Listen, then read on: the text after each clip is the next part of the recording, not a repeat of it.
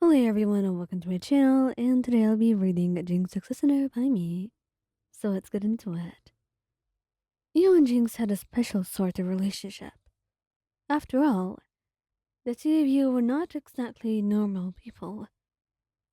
Sometimes she would be wild, unpredictable and endlessly energetic. And in those moments, she would never sit still. However, some other times, like today, she'd be draped over you like a sleepy cat, whining for attention, and you found her utterly adorable. It started the moment you walked into your shared room in the hideout. You had been out running errands, leaving Jinx alone for a few hours, and that, apparently, had been a grave mistake today. Because as soon as you stepped inside, she pounced, quite literally. Where were you? I was dying in here.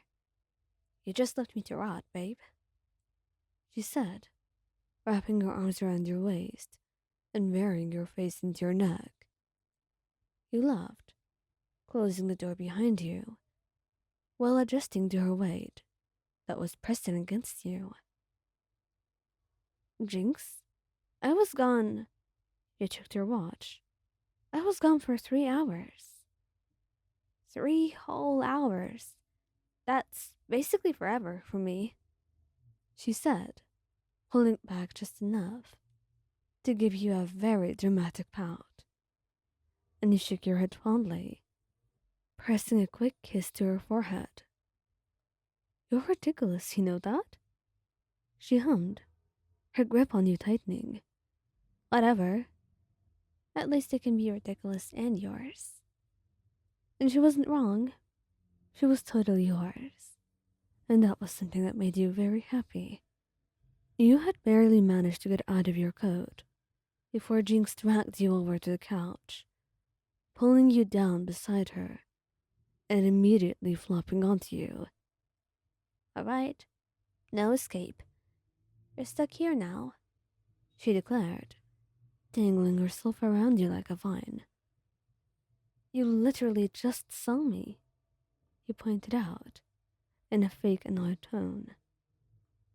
And Jinx, once again, was being dramatic. She gasped, clutching her heart. Excuse you, I was suffering. I could have wasted away from loneliness. I was dying, she said, and you rolled your eyes playfully, running a hand through her hair.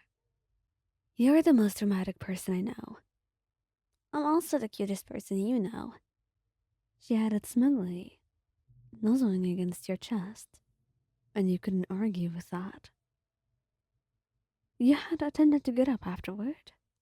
Attempted being the key word. Where do you think you're going? Jinx grumbled, tightening her grip around your arm as you tried to stand. I was gonna get us something to eat. You reasoned, and she groaned, burying your face against your shoulder. No, just stay here. We can starve together. It'll be romantic. He chuckled, ruffling her hair. I think I'll pass on the starving part. But I'm all cozy now, and I can't get comfy without you. She whined, and he sighed playfully, shaking your head, but you gave in regardless. All right, just 5 more minutes. Jinx grinned victoriously. 5? Huh, you'll be here all night. You rolled your eyes, but didn't argue. There wasn't much arguing to be had. When Jinx wanted something, she almost always had her way. And at some point, she had ended up draped across your lap, legs lazily tangled with yours, as she absent-mindedly played with your fingers. You like it when I get all clingy, huh? She suddenly mused, glancing up at you with a numbing smirk. And you blinked. What? She grinned, tapping your nose. You like this? You think it's cute when I'm all over you? Your face warmed, and Jinx definitely noticed. Aw, see? You do. She teased, poking at your cheek. You love it when I'm like this? You groaned, hiding your face in your hands. Jinx? Don't jinx me. You think it's cute, don't you? She giggled, rolling onto her stomach so she could look at you properly.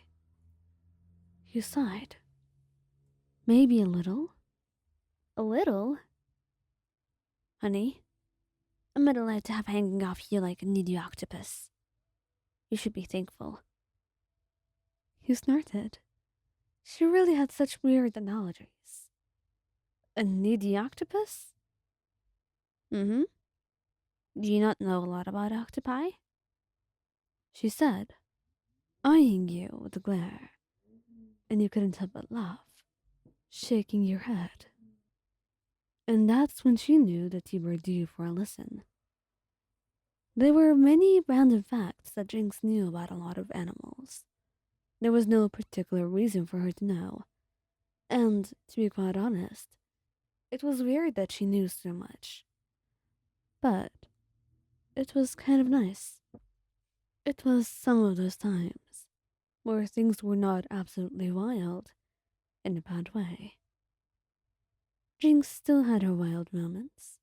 After all, rambling for an hour and a half about octopi and their biology and what made them unique and all of that stuff, you really couldn't remember much.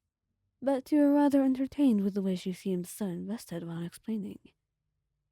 It was nice hearing about her and seeing her be interested in other things that were not explosive or did not have explosive glitter in them that would not leave your clothes for weeks. It was just a peaceful moment, and if all it took is for you to hold her like this, when she was being clingy and utterly adorable, then it was an easy mission for you to accomplish, and you were more than willing to keep holding her and showing her your love.